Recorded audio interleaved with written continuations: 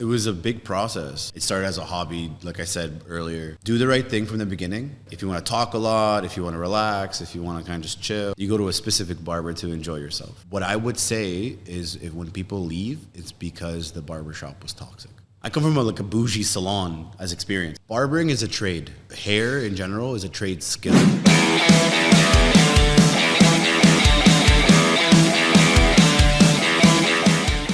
Hey Mikey, welcome to the show. Thanks for having me. It's pretty cool. Pretty cool setup we got going on right now. Yeah, I want to do something different because I usually do my podcast virtually. Virtually? Yeah, virtually. Like through... Yeah, well, I use Zencaster, right? Some people use Zoom. Zoom. So I started my podcast during COVID, so we couldn't really meet anybody. Yeah. So this is a nice change of pace for you. Yeah. It's the roadshow edition of my podcast. Yeah, bring like that. Bring the podcast to the guest. Put to the guest speaker. That's pretty cool, man. On the road. Sounds like what I did. Yeah, so and a lot of people don't really know me like personally. Mm-hmm. So I'm trying to have my audience see what my life is. And one of the things, as you know, is I get my haircut like every 4 weeks. Every 4 weeks. So interview some of the people that have helped me with my life. For you, Mikey, you helped me look great when I try. Every 4 weeks. Well, you already look good, so it's easy. It's fairly easy for me to do that. Great, and I just wanted to interview you because this business that you have is about a year old, right? Over a year, right? A year, a few months? About two and a bit. 2 years, and like November was 2 years. So okay. 2 years and like 3 months right now. It's not bad. Yeah, so I want to help people that have supported me. So help promote your business, learn more about the owner. Appreciate and then, it. Appreciate it. Any advice you can have in terms of if someone wants to get into barbering or own a business, if you can provide some insights to that. Well, this is my first business, so I have a lot to learn as well as just being an entrepreneur myself. Mm-hmm. Entrepreneurship is just probably it's a heavy road ahead. Obviously, I'm sure most people have told you, but my industry is hair care, barbering, beauty, making men feel them like themselves, right? Confident, take over the world vibes, right? So especially nowadays, men's mental health is a big thing. Looking good is just part of the process, right? It's the first step to helping you look and feel like yourself. So if I can build a place, which hopefully I have, you see it every 4 weeks. Every 4 weeks, I'll schedule my routine, right? Yeah, that's perfect. So we need that. In terms of the upbringing, so to speak, how did you get into hair cutting and all that? So it started from the. You want to know from the beginning? Yeah, from the beginning. How does because my podcast is about careers, right? So how do people find their career? This career wasn't it was almost like a hobby. It started as a hobby, like I said earlier. I was doing it in my bathroom when I was 15. My brother introduced me to my first pair of clippers. I would shave designs in my head. Kids at school would notice. So then the kids would come over and I would do it. I would charge $5 at the time. They would give me $10 for this time and the next time, which was pretty cool. And then if you want to fast forward from 15 to 19, obviously I graduated high school at 17, didn't know what I wanted to do. So I did a bunch of other things. Cutting hair was still there to make ends meet because I didn't drive and I had to go downtown quite a bit. So I had to buy bus passes and go transit passes and stuff like that. So getting these things cutting hair gave me the money to do it. Cutting hair gave me money for a lot of things. Side hustle money, regular money, shoes, phone, whatever I needed it for.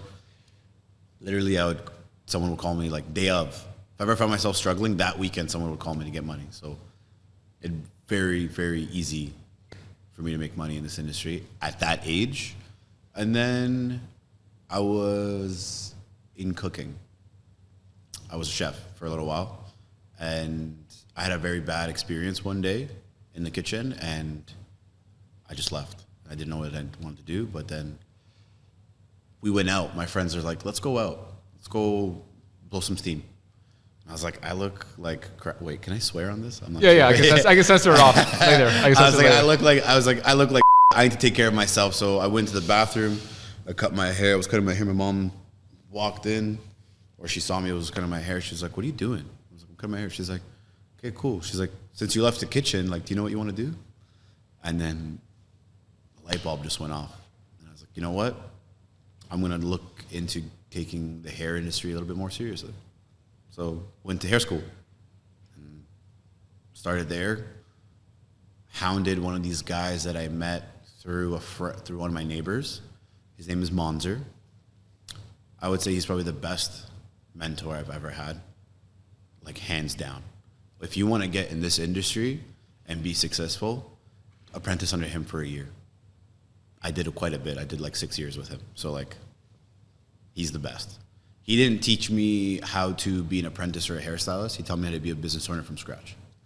Whether it was cleaning baseboards, whether it was making coffee, whether it was the hospitality, that's how it starts. And then from there, I went to hair school from 8:30 in the morning to 4 p.m.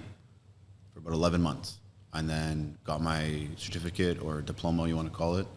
And then I worked under him for the next 6 years. Then I went into barbering, which was about, been here 2 years, other place 2.5, so it's 4, other place, about almost 5 years, 6 years ago, I got into like just male predominantly cutting hair, and that was a different experience. You have to kind of just figure it out. No one knew me for cutting men's hair yet. They only knew me for cutting women's hair, so I had to kind of revamp.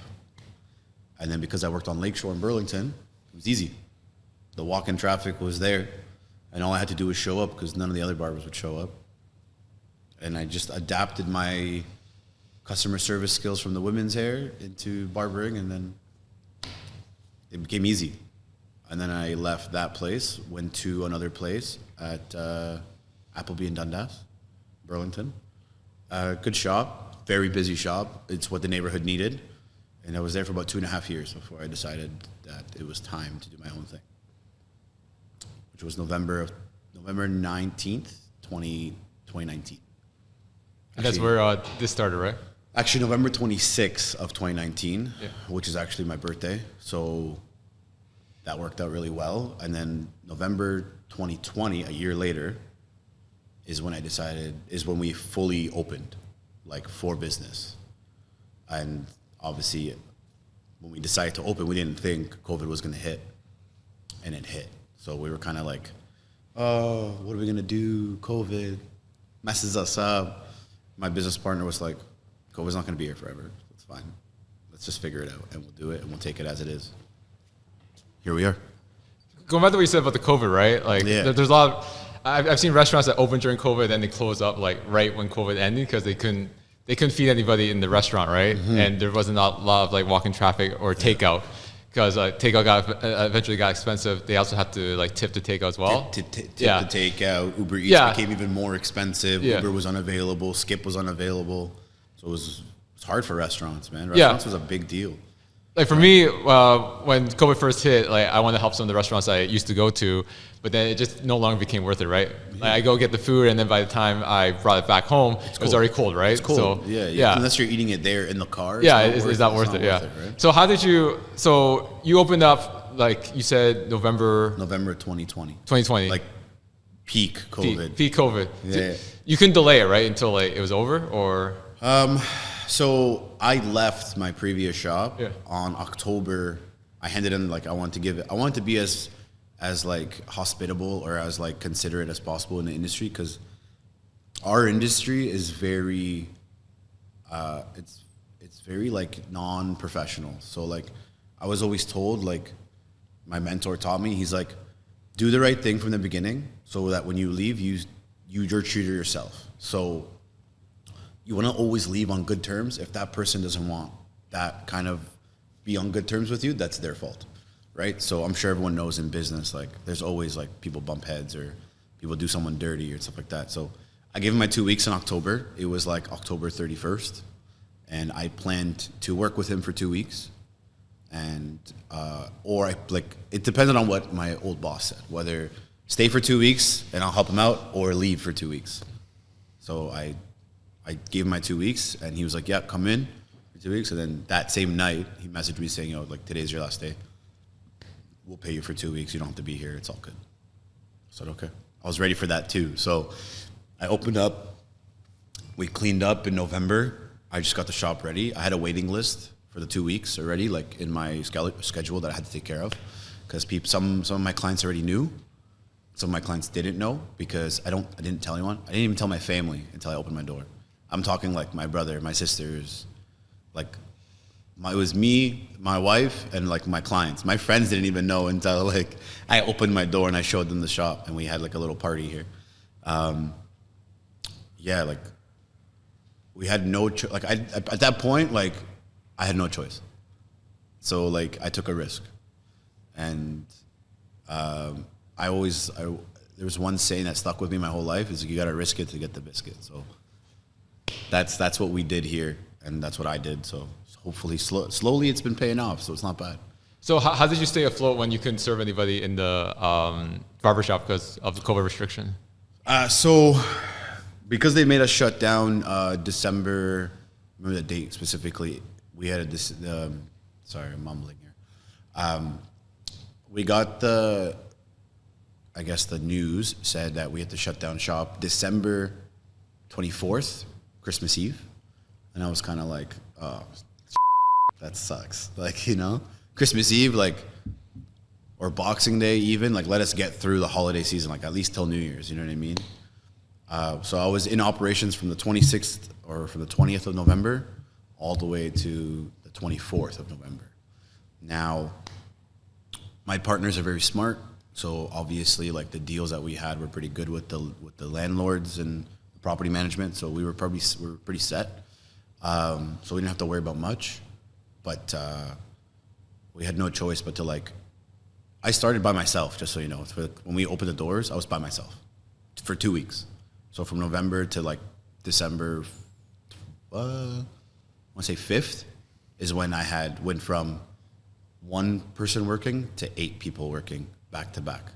Barbers from all over the GTA, like Brampton, Mississauga, mostly Mississauga, some Toronto. They came here and they asked for a chair, and they said, hey, do you mind if I cut at your chair? I said, yeah, but we have rules and regulations and commitments and stuff like that. And they say, yeah, okay, no problem. And we cut it up. We made it work. And the first month was probably the best month. From when we opened to when we shut down the first time, we killed it. So we managed to have enough money, obviously, for rent and like to pay the employees kind of pay themselves. So the more they work, the more they get paid. So it works like that. It's just how we kept afloat. And then we opened back up, I think the shutdown was like a month and a half. So like we opened back up like end of February, I think it was. And then we opened for a month or so. Again, killed it because Mississauga was closed. Brampton was closed. Toronto was closed. The only thing was it was Oakville that was open. Oakville, Burlington were the only areas open. So everyone that was going from there was coming here to get haircuts. So it helped everybody in Oakville, Burlington boost up their clientele because now that shop brings awareness. Everyone was Googling shops open in Oakville. And location is a big thing. And we're the first people that you see off the highway. That's on purpose, right? So location's a thing, right? They tell you location, location, location, which is like the main part of the business. And then, yeah, some people left, some barbers left, you know, you wish them the best. And some barbers stayed. As you know, Bobby Bullets, like he's one of my original guys. Patrick is one of my original guys. And these guys have been here since day one. And I'm very happy to have them here because like without them, like it wouldn't be us, right? So they did a lot for us. So I hope that I can do a lot for them, right? So that's about it. In terms of a location, right? Like, how did you choose this location? Because there are probably other opportunities, other places that are open that you were considering as well, right? So why this location? And I don't know if you know, it's like, I've lived here for most of my life, and this used to be a golf course. I don't know if you know that. I used to live in Oakville most of my life, too. Oh. I went to high school here. OT? Oakville Trafalgar? Or Loyola, actually. Loyola, okay. Yeah, I was in Loyola. So I grew up in Glen Abbey. All right. And there used to be a double-decker driving range here. Oh. And like the driving range, the golf course. Yeah. Yeah, it used to be here. I used to be here like every other weekend. And I have videos of me still hitting golf balls in this same parking lot. So my business partner, she is incredible. And my other business partner, His name is Tanyos. He's also incredible. Without them, like I wouldn't have even thought about opening up my own business. They believe in people, not like what they can provide for the other people. And Megan, my other business partner, she said, I have a location for you. They both said that we have a location, this is what we're thinking. And I was like, location's very finicky, you know, you gotta be very like precise. I didn't even know this plaza existed because like I was all over the place when I was working, right? And I was mostly in Burlington. So I was like, they're like, yeah, come, it's just up the road. We were having dinner. As soon as they showed me the location, I was like, this is perfect. We're gonna be the first ones in this unit. We're gonna build the unit ourselves. It's perfect. It's exactly what I envisioned in my brain. Sometimes life, like, it just works out, and it worked out really well. So that's how we picked the location. And like over time, it's just been beneficial. Like when we opened the other side of the plaza where Mary Brown's is, they weren't even open yet. No, neither was Scotiabank. Like wasn't even open. The other plazas that are being built right now currently, those weren't there either. And I think it's just useful that we have like a grocery store, Starbucks, these things beside us, and it's awesome. And all the neighbors, like the owners of all the businesses, they're extremely nice. So just works. They like having us. We like having them being our neighbors. So it's actually pretty cool. You know, that's what I can tell you about like the location. It was a little bit of luck and a little bit of like foreshadowing, I guess, on my business partner's side. From a percentage perspective, since you've been in business for a couple of years now, do you get more, is your business like, let's say 50% walk-in traffic now and then 50% like current client base or past client base, or? So as you know, like growing up in Oakville, it's kind of small, right? So being part of Oakville and having my career start in Oakville, my clientele is very fast. Like I have a big clientele. So when you go to one shop, people that have come to you for so long, when you're at one shop, they go, oh, I don't know if I'll be able to follow you. It's too far, or whatever the case may be. What I've realized that, here we're majority of the time, we're appointment-based. We do have quite a bit of walk-in traffic. From when we started to when we have now, it's like double the walk-in traffic. I'm assuming just because of like the plaza being busier and accessible to all the neighborhoods around. It's easy to get into and out of, but we're strictly appointment based, and you know clients will follow, so not overly worried about that. Speaking of customer service, how do you accommodate someone? Let's say the dad brings his son and they don't know it's appointment only. How do you accommodate? Do you say like come back later, or? So I have a strategy in mind for like anyone that has a problem with walk-ins, because like there's obviously no one to take care of them. Hire a junior barber, hire an apprentice, hire someone that doesn't have a lot of clientele and that's willing to be in the business and understand like this is predominantly what you're going to do in the business. Is like when you get started is a lot of kids cuts. That's what I did. That's what I know a lot of barbers did. You do kids. Like if you do one kid and that kid brings their brother, brings the dad, the mom comes in, everyone comes in. It becomes now a family shop. Now that dad brings his brother. Now the cousins are coming. That guy's dad is coming. You get the whole family. You get the whole family. I have generational clients where I do parents, and then I do the daughters of those parents, and then I do the husbands, and I do the kids. So like it's like a whole family tree, right? So it kind of just works out. I would highly suggest if you can try and squeeze them in, but understand that customer service, like if a father and son comes in, you can't do it. You have to just say, yo, I can't do it, because it's at that point it's you sacrifice quality over quantity, right? So then you want more for shitty quality, and people will remember bad quality, and you don't want that in my business, because imagine I rushed your haircut. It's not fun. It's not fun. Not fun for me, and it's not fun for you, because 15 minutes you pay $50. That's not nice. Like, I don't care who you are. That's not nice. Don't be doing stuff like that, right? So But my haircut's only 15 minutes. Yeah, but I take long on your haircut, right? Because I enjoy what I do, right? Yeah. Your haircut's only 15 minutes because you're with me, right? But I don't take 15 minutes. I take a full 30 minutes. It's just a matter of, it feels like 15 minutes.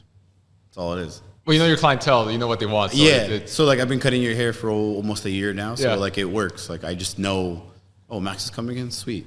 Great morning. It's easy.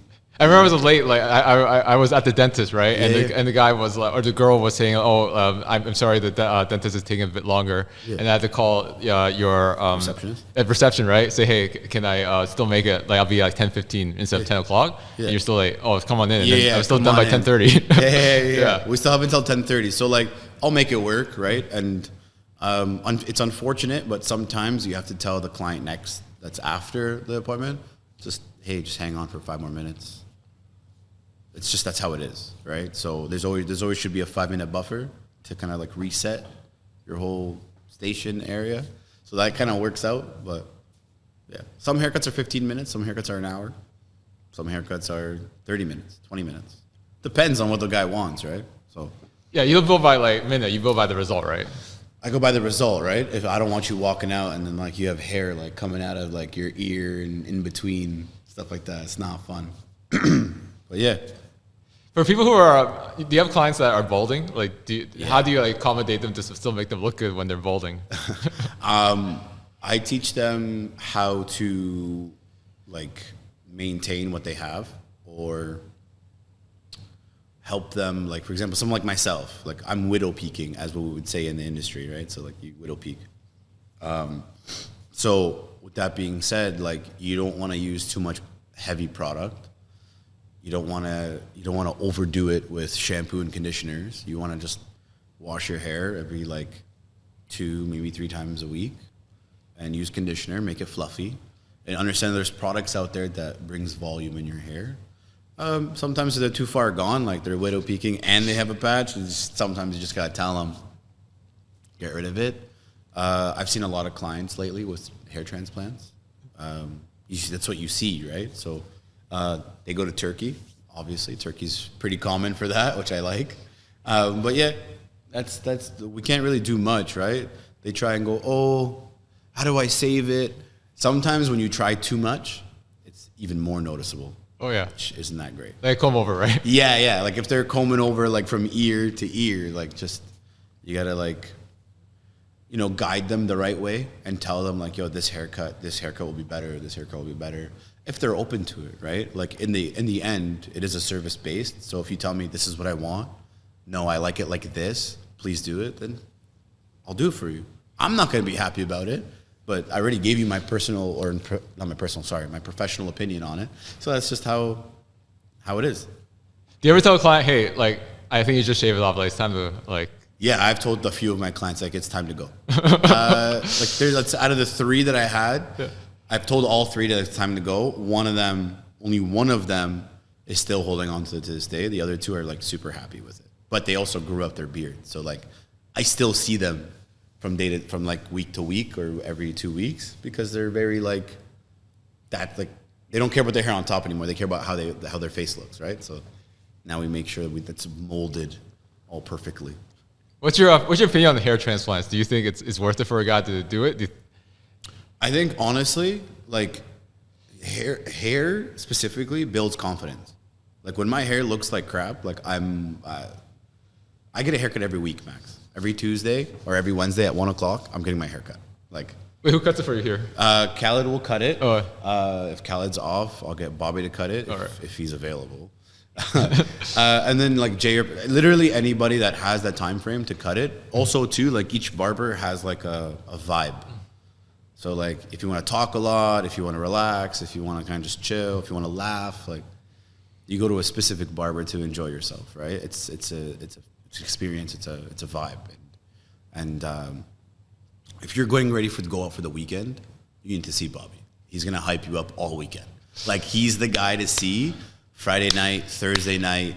If you're going out, that's the guy to see. You want to relax and like enjoy your haircut service on like midday, you see Patrick. That's the guy. Patrick, like you don't even know that he's cutting your hair. Like he's gentle touch. You know what I mean? Jay Jay is probably one of the most underrated barbers in the GTA. He's so well versed in his skill. He's so versatile and just like gentle to the touch as well. Mind you, like Jay and Patrick are brothers, so like their skills are almost the same. Khaled is by far my favorite. Like mine and his relationship we're good friends as well. So me and him, we laugh, we joke, we cut each other's hair, and he knows how to do my beard to like the T. And that's what, I don't even care about my hair anymore. It's more my beard, right? Like that's the guy, right? So based off how I get my haircut, that's who I would, Khaled cuts it, and he's the best, hands down. Speaking of staff, how do you, like you started off by yourself, right? And then you obviously brought like people and then some churn and went somewhere else. So what's your hiring process in regards to finding like good quality barbers that will stick around? That's probably been one of the hardest parts of owning a business that I thought would have been probably the easiest part.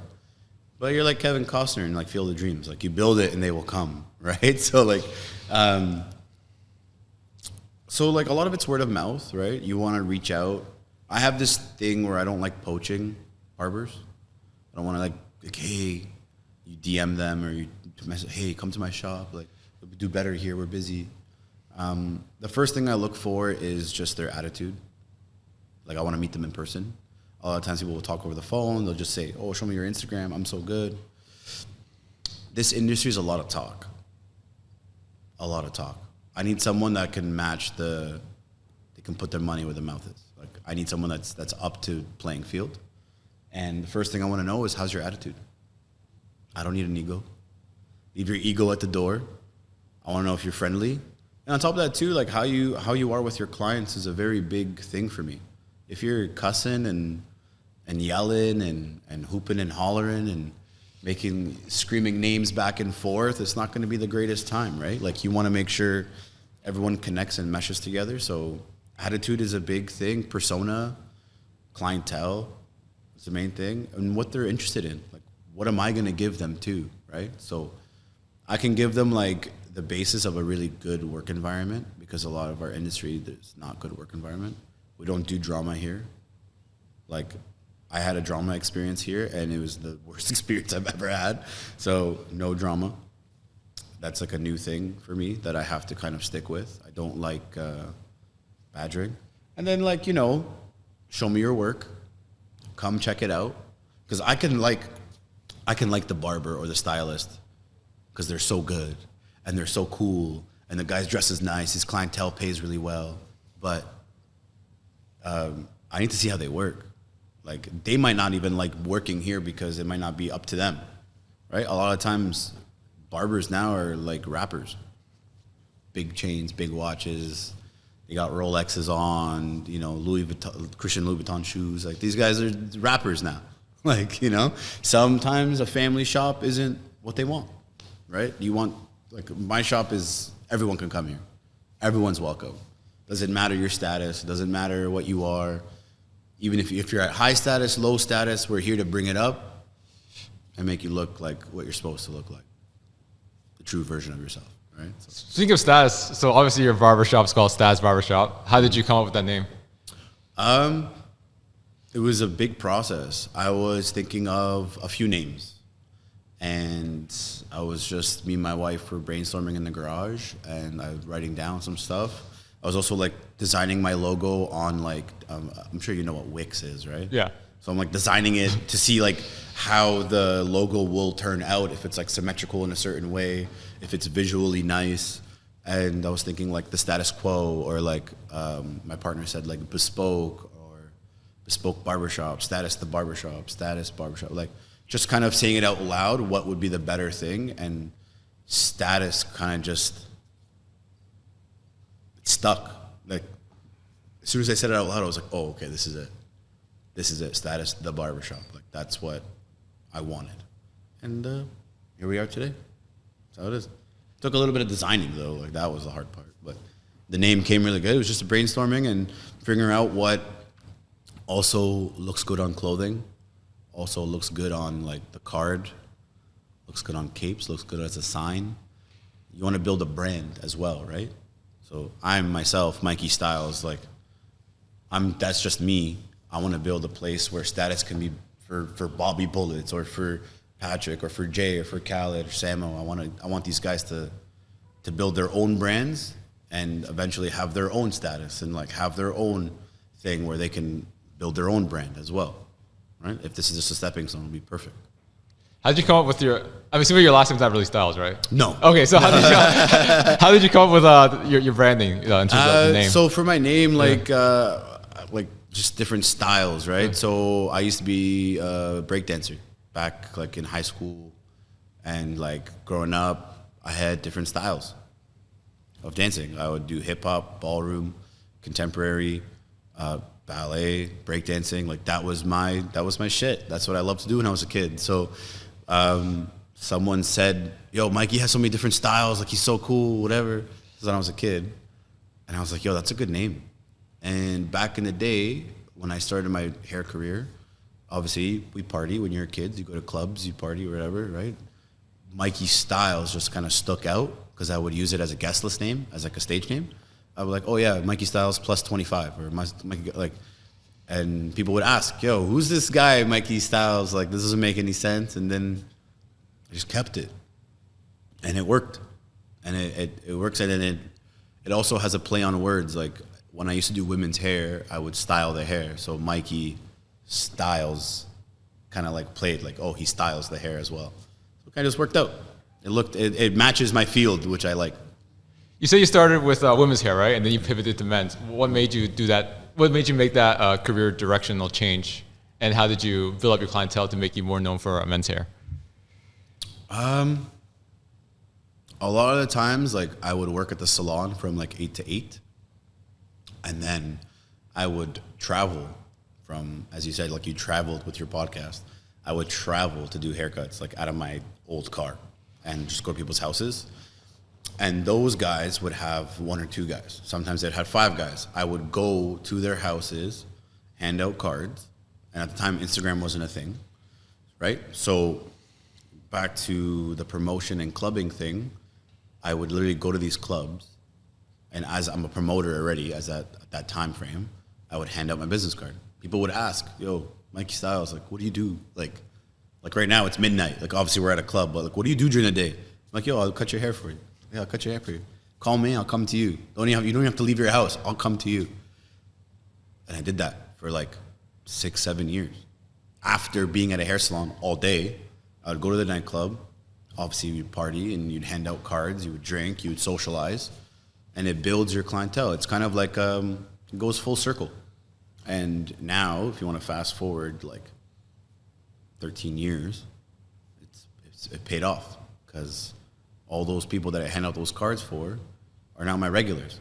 They come every week, every other week. They come every Saturday morning, every Friday morning, Friday night.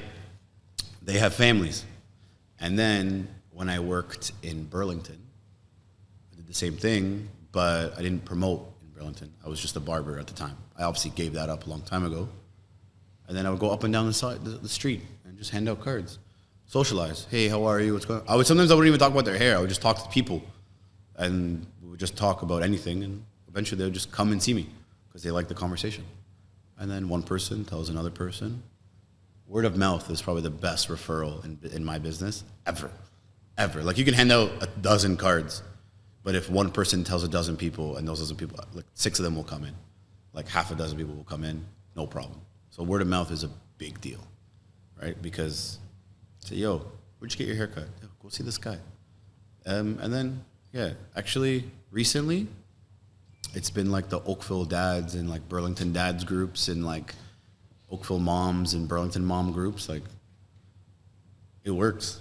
And doing kids helps a lot because my wife told me, she's like, you're the talk of the whole Facebook group. Like all these girls and all these women are talking like, oh, go see him. He's the best with kids. And then the husbands come in and the husbands are like firefighters.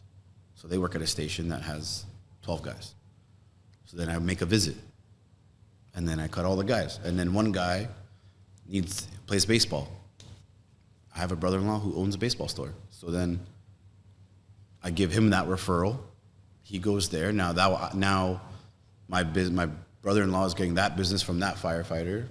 And that firefighter now, because I gave him a referral and I cut his hair, he's going to tell everybody about the baseball store and my shop at the same time. So, like, little goes a long way. Also, my business partner, Megan, her husband, is probably one of the best assets we have in our business. His name is Elias. He knows everybody. Like, everybody. People that have no money, people that have a lot of money. He knows everyone in any business. He's probably generated a lot of awareness for our shop through and through. And he's a great asset. So that's probably why we got busy and why, like, our clientele is so vast. Excuse me if I'm rambling too much. I ramble a lot. You say a lot of good things about your business partners, and I think when it comes to like growing and scaling business, you can't do it alone. So how does one find like good business partners to work with? It's the people, man. You got to look at every aspect of their life, how they live their life, how they are, who they are as people. My business partners are great, and I have my wife to thank about that because my business partner were my wife's friends, and they came to me. I was planning on opening up my own originally, and they came to me and they just said, and this is how I knew that they were really good people to work with. They said, "Why are you going to do it by yourself? You don't need to. Like, why would you if you don't need to? What do you like? What's the point? You have no point to prove about that. Why take so much financial risk and why take so much off like into one basket when it's just we'll all do it together." It's one of my business partners will send his clients like, "Hey, go to my shop. My guy will take care of you. He's the best in Burlington, best in Oakville, best in the city. One of the guys there is always good." So it's also like we take care of each other, right? So like if I need someone for something, I'll tell them there, here, there. My partners like are good assets, and I would like to believe I'm a great asset to them too because I make them look good as well from catering to their clients, which is good. Like if you had a client and you say, "Hey, go see Mikey," and I took really good care of him, he's gonna be like, "Yo, Max, you're good. Thank you, man. I appreciate that." Right? So it's like it makes them feel really good when someone takes care of them. My partners are great, and if it wasn't for them, I wouldn't even thought about opening like here or at this scale or anything like that. So kudos to them. A lot of barbers, they end up just like going to a barbershop and having their own chair, and then that's it. What made you decide to like take the leap and just run the show for yourself? So I'll tell you about my experience. So what led me to having my own was I kept getting screwed over quite a bit, and I didn't like that. I didn't bad taste. People that you work with for 2 years, 3 years, 4 years. Money changes a lot of people, and I don't like that too much. But time will change someone, but money changes someone for a different point. Now, my point is that I don't like how I was treated, and I don't want other people and other barbers or stylists in that industry to be treated like that. So I said, I also just turned 30 when I decided to open. So I think for me, being in the industry 10, 11 years at the time, management wasn't a thing, but ownership was. I think I'm at the level of my career, I was at that point where it's like, okay, I'm well diverse, I have a lot of clients, my skill is there, I have good finances, my wife is supporting me, my kid is supporting me, obviously. At the time she was 1. I have good friends, I have good family. I think it was time for me on my journey to take that leap. So like, it was the right time for me. And from being behind the chair to opening up a shop with 8 chairs was a different aspect for me to like learn as well, right? So it teaches you to kind of like deal with people's attitudes, how people's personalities are different. So I liked the fact that it was time for me to kind of like open up my own thing, and I was tired of just how I didn't have control over like the say-so and how things are done. Because things should be done the right way, not the person's way. Like things are done here, not my way, they're done the right way. and the right way is like the most logical right way to do it, right? So that's the way I believe that it should be done. And what are some of these learning lessons that you've developed over the past 2 years and few months that you've been in business, that you've learned from going from barber to a business owner? Patience. Patience with people, patience with yourself, patience with it doesn't happen overnight. Patience with social media. Patience with the books. Books, I mean like administrative, like learning how to run a business on paper, whether it's like QuickBooks, whether it's accounting, or whether it's like resumes you have to look for, people's lives. You have to learn that not everybody's a robot. Like myself and a few other barbers will work open to close every day, all day long. We're good like that. That's how we strive. We strive by working hard. That's what we do. Some people aren't built like that. Some people can't do that. Physically, they can't actually do it. So you have to be okay with people leaving at like 6 o'clock. People not coming in till 1 o'clock. That's just how they work. That's how they started in the industry, right? So patience helps quite a bit. And then learning to delegate was a serious thing for me, because I am a person of, no, don't worry, it's okay, I'll just do it myself. Relying on people was a big thing. And I've learned, obviously, you can't rely on a lot of people. You can't rely on anyone sometimes. You just got to do it yourself. So my mentality was, it's okay, don't worry. Go home early, I'll do it myself. It's okay, I'll do it myself. I'll clean by myself, no problem. And then I had this team here at Status. I have these guys here. They take care of me because I take care of them. And they've helped me understand that delegating is okay. Specifically, my business partners have told me, it's okay. Let it go. They can do it. And if they don't do it, then you talk to them and then you tell them. That's what we're there for. If you're going to keep doing everything, you're going to fail, because people are going to just think you're micromanaging. I don't know if you've ever had a boss that micromanages. It's terrible. Say, yo, don't do that, don't do this. It's terrible. So learning how to delegate and understanding that having a little bit of patience is a good thing. It's good. You don't want to be here cleaning when you're a business owner. You don't want to be here cutting hair 24/7. You want to be able to put that energy into your business, not working for your business, right? You've been in the business for like 10 plus years, right? Yeah. And you've seen a lot of new barbers come and go. What are some common mistakes in terms of like why they leave so soon? Like why they quit? Like why they quit barbering or why they quit in a shop? No, why they quit barbering. Like they were interested in it and then they realized that. So here's the thing. Yeah. Barbering is a trade. And like hair in general is a trade skill. So by the Ontario government, like it's Ontario College of Trades, you have to literally go for an exam to get a trade license. Now, in Canada, it's not easy to get barbering specifically because the programming that we have here in Canada, it's limited. So what that means is the schools that are here don't teach you barbering. They just teach you hair in general, like just women's hair, how to do every haircut with scissors, stuff like that. So to learn barbering, you have to take a course by really good barbers in the GTA, Glassbox, Status, Cadman. All these barbershops have academies, and they all have really good teachers.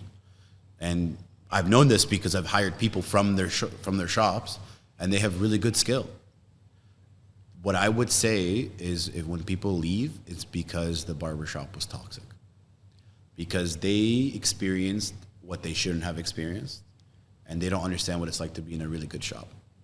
A lot of the times people leave a restaurant because they left a bad taste in their mouth, literally a bad taste because they don't like the food. A lot of times when people leave the business, it's because the barbershop they worked at wasn't comfortable. It wasn't like accommodating. It was sometimes too professional, and then sometimes too robotic, just not nice. and then they have bad experiences. Like it kills them for the whole vibe. That's why I've noticed like even a lot of women, like a lot of young ladies that want to work as a hairstylist, they love doing hair, but they work in a really bad salon, and it kills the vibe. It kills it for them because of the gossip or the cattiness or whatever, the drama, from like what I said before, right? So that's usually the main reason. Sometimes they realize that the skill is also too hard to learn. It doesn't it takes time to learn the actual skill, like a lot of time. And if you're interested, like for example, Bobby, he's a certified genius. So like he picked it up very quickly. He's been barbering for maybe just a little over 2 years, 3 years now. He already has 1 award under his belt. So like, well, there's awards for barbering? Or? Yeah, you battle against other barbers. There's a barber battle? Like, yeah. What's a barber battle? So we had one, not last year, the year before, and he won Flawless Fade, which is like the highlight of the creme de la creme of the barbering battles. We also have one coming up on April 30th from the iconic men's grooming. They're hosting like a show, like an expo. And 4 or 5 of our barbers are competing, including myself. So we're going to try and clean house. So yeah, you get awards. And then that helps you bring awareness to your shop. It helps you understand that, like, you know, there's a younger generation that's going to be interested in this. So, and it's a fun little, I guess, competition. What's life without a little competition, right? Yeah.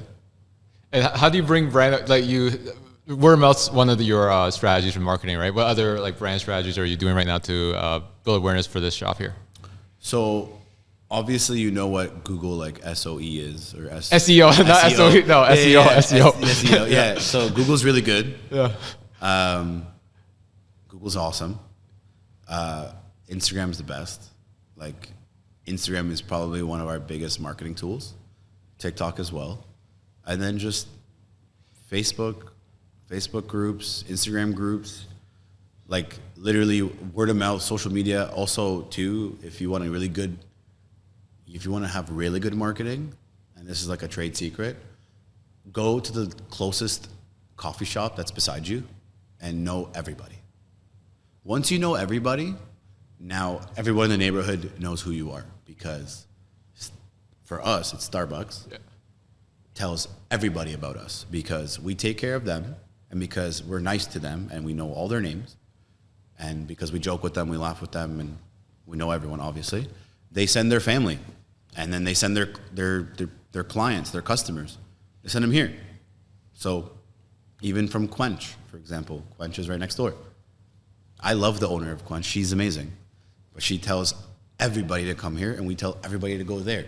And we now have mix and match business. And that's probably be good to your neighbors, because they're going to be good to you. And that's the biggest way I can say to help spread the word of your shop. Like, that's marketing in itself, right? My business partner, Elias, like, he's probably one of my best networking marketing tools ever, because he has like a bunch of employees, and he tells those employees tell everyone. They also come here. So it's word of mouth is the best, but the computers and TikTok and Instagram will only do so much. Instagram's a great tool because of literally photos and videos that we can show you. Like, hey, come look at this Status shop. It's sick. It's so cool. Look at Max's haircut. You know, that's the best part. In terms of pricing strategy, obviously there's a lot of barber shops here, and they all vary by price. How did you develop the pricing strategy for your business? So when we opened, I realized that all the shops were increasing their price. So I kept my shop below minimum. So, for example, a lot of the shops were charging $40. We charged 35 or 37 at the time. And that helped a lot, because people paid $39 for probably one of the best fades they'll ever get, or really good experience, really good haircut. Now what that did was influxed. We got so many people come in here just because of the price was okay. And when the price is good, you can't complain. Now, being in Oakville, it has taught me that if the price is too low, it's probably not that good. We, at Status, changed that for the year and a half to 2 years we were open. Because everyone was charging 40, 45, 50. We kept it pretty low to bring more people in during the pandemic, because it was the pandemic. People were struggling. Businesses were struggling. I didn't feel like it was appropriate to gouge your clientele just because there's a demand. I don't think that's morally right. So personally, I like to be fair, and I don't think it was cool. It took me a long time to actually raise my price because I still felt people were still struggling. But now that we adapted a really good price point, and I think we're pretty fair. Also, too, the demand was like obnoxiously high for us because it was really, very, very busy. Like max, I was doing like 25 haircuts a day. Every half hour, on the hour, just bang, bang, bang, bang, bang. And it takes a toll, right? Barbers were getting tired. I was getting tired. It was draining. So to influx, you increase it a little bit to make up for a little bit of the loss, and then some clients get a little bit weeded out, and it goes to like your younger barber, whose like price point is still the same, a little bit lower, right? And then that's how we justified our pricing. That's how I justified our pricing. I didn't want to gouge. I didn't want to poke a little bit at the clientele. I wanted them to be fair. I wanted them to be happy, and it helped out. It worked. People noticed. They're like, oh, you guys are pretty good price, pretty reasonable. Thank you so much. And we get beer, and we get espresso. This is fantastic service. So that brought them in here, and we like sealed the deal right away. So customer retention is a big deal. Speaking of service, like this is the first barbershop I've been in that like served me coffee or espresso. Other barbershops, like you just go in for the haircut and then that's it, right? Yeah. I had one barbershop that didn't even have a receptionist, and that's the main reason I left. Like during COVID, he kept answering the phone while he's getting my haircut. I just got so annoyed. I was like, okay, I can't do this anymore. I gotta go somewhere else because the service. I understand, like in a way, he's kind of cheaping out because he's not hiring a receptionist. He's not hiring a receptionist, right? And he's always answering it. And it was super annoying, and then I had to go somewhere else. But like, what made you want to take that step up and do more than just give him a good haircut? It's funny you mentioned that specific thing because my wife and I talk about that all the time, and she thinks like it's okay not to have a receptionist, and I think it's not okay to have a receptionist. I think you need to have one at all times.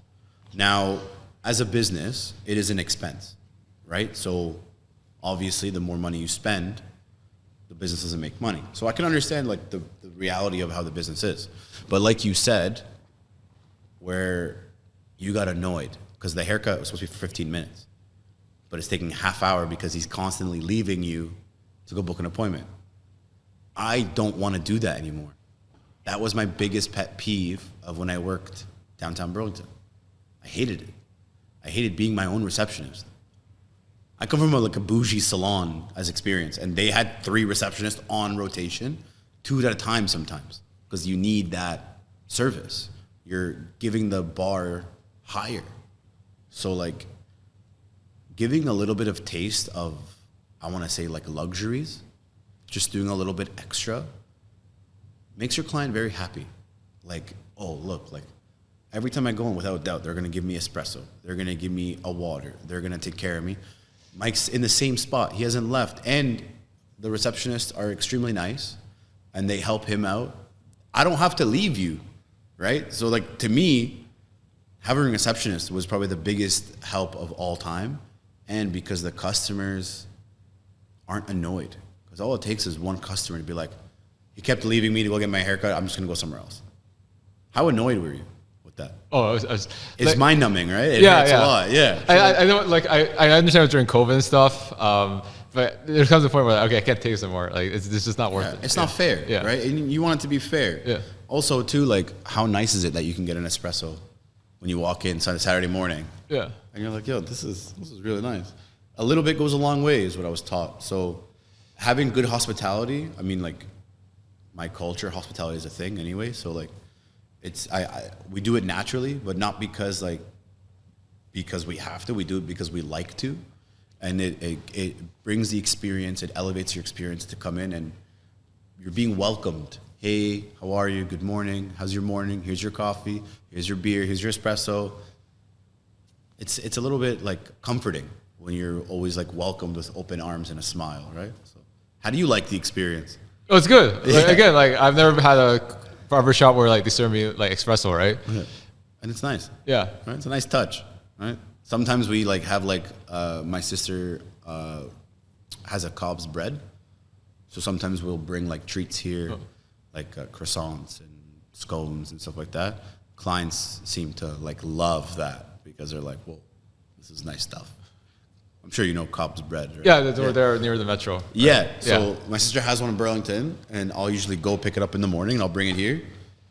And the clients like are overjoyed because now they have an espresso with a scone. It's a little bit of luxury goes a long way, right? So I like it, and it adds a nice touch. For someone who wants to get into the business, just to go back to that topic, how does the like pay work? I know it's a bit different than you don't pay hourly. It's based on like they book a chair and then they. It's commission based. Yeah. So the way we are here, so a lot of barbershops run differently. Some of them do commission based. So that's commissions. I'll break it down for you. Commissions more based off percentage. So it's like whatever percentage you agree on. The barbershop would get some, and then the barber would get some, which is like a salon way of doing it. Some barbershops rent a chair, where renting a chair is like you have a flat rate every week, this is what you pay, and then everything else goes towards you. But then that comes with expenses. You have to pay for your own product, you have to book your own clientele, you have to literally, like, it's a shop within a shop, if that makes sense. And then the other way is hourly. Hourly is probably the most common, I would say, what I've witnessed in the West End anyway, like Oakville, Burlington, where people get paid hourly. I'm assuming it's just a better way of doing business as an owner, not as a barber. As a business owner, I think the fairest way and like the best way is commission based. Myself, only because that's what I'm experiencing, and what I've experienced in the past. Commission's like the way to go. Everyone seems happy, right? Renting a chair is good too. Renting a chair is actually really, really good, but you have to have a good clientele and like steady clientele. Like you're pretty much running a business out of another business. So you want to make sure that you're fully booked every day, you have good money coming in, you're structured properly, timings properly. So yeah, that's about it. Yeah, I went to like Cadman like a while back, and each barber had their own rates, right? So, yeah, they had their own rates, right? Yeah, it's not everybody has the same rate. Like if I wanted the head guy, he was like $100 or something ridiculous, right? So yeah. I know though, like I know Francis really good, right? So, and that's another thing too, right? There's like in the shop or salon, it'd be a tier system. Yeah. So you have like artistic director, which is like myself, senior barber, senior stylist, junior barber. So like everyone's rates are different in that sense. So you pick one that works for you. Like I said earlier, we're going to be implementing that at some point. But I find that if you're going to implement that high of a price point, then I think it's a different, because some people don't want to work as much. So if they're going to work, they want to make it, worth their while, I guess, right? So depends. My business is still young. Cadman's been around for time. I've known Francis was cutting my hair before I even started. So like at 5 and 10, like at GQ Hair Studio, like that was a thing, right? So I used to go there with no appointment. That's how I met him. And he's amazing. He's a great barber. So, yeah. They're doing other stuff now too, from what I heard, like hair transplant. Yeah, they have a stuff. clinic. Yeah, they have a clinic. It's PRP and some other stuff like that. He's on a different wavelength, man. He knows what he's doing. He's good. I like his style, man. He's just a good barber. He's good. He's a very good businessman, and his wife's really nice. Kids are cute. Yeah, him and Rocky, man, they're killing it, bro. Like I've known that. Like that's like there's only a few people that I mention in this industry that does really good jobs, and they're one of them. Like they take care of. I'll send them clients, and then some of their clients come here. Because like Cadman's pretty close to here. But yeah, like they closed it down, didn't they? They closed that location? Well, That's a clinic now. Oh, that's a clinic. That's okay. a clinic now. All So right. they were there, and now they closed down. I was there for the opening, and I was there for the closing, because he's always been good to me. So I want to show my support as much as I can, because I find that barbering is a community thing, not a competition thing. So they're good, man, and it's unfortunate that their shop closed down there.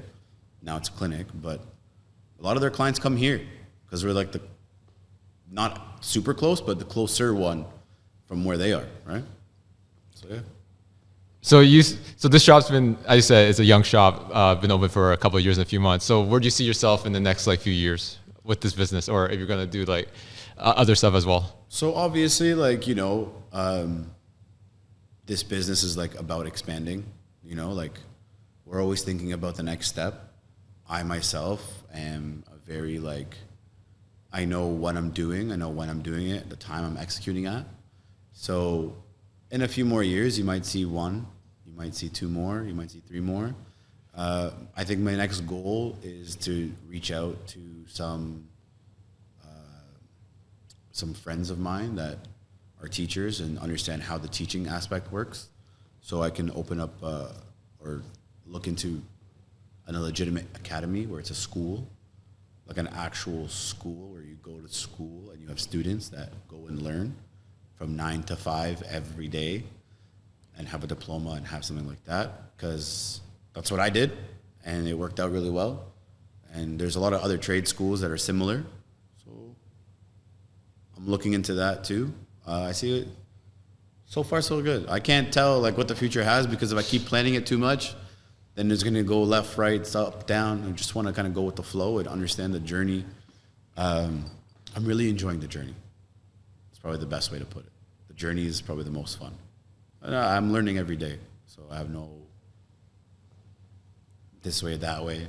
But a few more shops and maybe a school in the works. We'll see.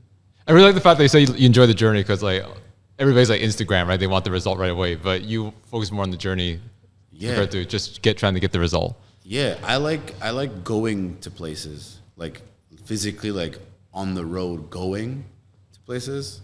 So the commute from like point A to point B, the in between time is very enjoyable for me. Like the only way I can break it down is my commute to work is 20 minutes if I take regular roads. That 20 minutes is super enjoyable for me. So from here, from status A to status B, C, D, E, is going to be super enjoyable, because it's what I've noticed in my life. Every 2 years, 2.5 years, I've reached a goal that in my books, that's just nice to achieve, but you celebrate it for 1-2 days and then you keep going and you keep going. The journey is the best part, because when I look back at my career, the most fun I've had was the learning aspect, which was the journey aspect. So it helped a lot. I got it. When my shop opened, I didn't even realize it opened. Like, it was so surreal. I'm like, oh, yeah, I forgot I'm the owner. Like, it's so different. It's so surreal. Like, it doesn't feel real. So it's really nice, right? And on top of that, when clients are happy, they leave like 5-star reviews, and it makes me it shows me that like what I'm doing is paying off a little bit. So it's nice. Get a little bit of reassurance, and then you keep pushing forward, right? So I like it. Works well. So you had this journey for from starting to going to like hair school, and then working at multiple barbers, and then starting your own barbershop. So I want to end off our conversation with this question I asked all my guests. So my podcast is about helping people overcome career challenges to help them get to the next level. So what has been one big challenge that you had to overcome to get to where you are today? The biggest challenge? The biggest challenge was, I mentioned this earlier, like we don't like ego. I had to get rid of mine. That was the hardest part, because I'm sure you've heard this in movies and songs. There's always someone bigger, stronger, faster, smarter than you are. So it's how you take in that information to learn to keep going. So understanding that sometimes your ego can get in the way. Sometimes it can benefit you, obviously, but you have to kind of let it go and move forward and understand that every aspect of business is a learning process. If you don't make it at this one, you'll make it at another one. You take what you know from this business and adapt it to this business. My business partners know business. This is my first business. So I have their guidance to teach me that it's okay, that some aspects of this is okay, and some aspects they tell me, yo, your ego's getting in the way. Like, what's the big deal? I was like, I got to figure that part out. So the greatest challenge was probably not understanding that I had nothing to prove. And showing my work speaks for itself. Work ethic speaks for itself. Sometimes less is more. And I would take a leap of faith, because sometimes the hardest part is putting it in motion. Once it's done, you grease the wheels and sky's the limit. So it's exciting. So yeah. I appreciate the conversation, Mikey. So how can people come to this barbershop to get their haircut and learn more about you and what you do? So you can reach us online, statusbarbershop.ca. You can see us on Instagram, Status Oakville. You can call us. You can book online, and you can come see me. My Instagram's in the cut MS. Yeah, come see me anytime, 6 days a week. All right, thanks again, Mikey. Thanks, man. It was nice having you. Nice being here. Thank you so much for watching. For more content on careers, job search, and self-improvement, make sure to hit that subscribe button.